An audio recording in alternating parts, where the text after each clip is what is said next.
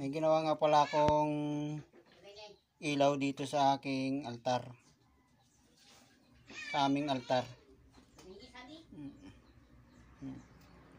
Ito ay pwede ko rin pong iset sa automatic. Pwede rin po sa manual. Ganito naman po sa pag binubuhay. Pwede pong hinaan, pwedeng lakasan. Ganyan po.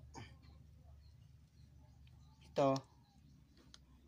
Pag sinaksak ko po ito, pag nakadetect na po ng sikat ng araw yung solar panel niya, kusa po siyang mamatay.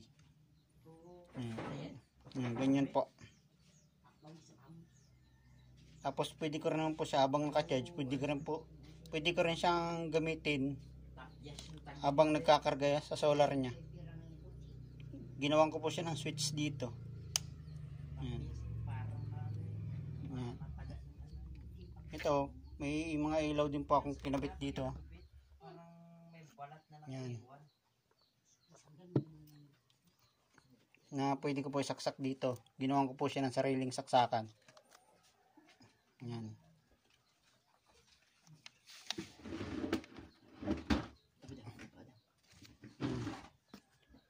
Ayan, yung pong mga ilaw na yan.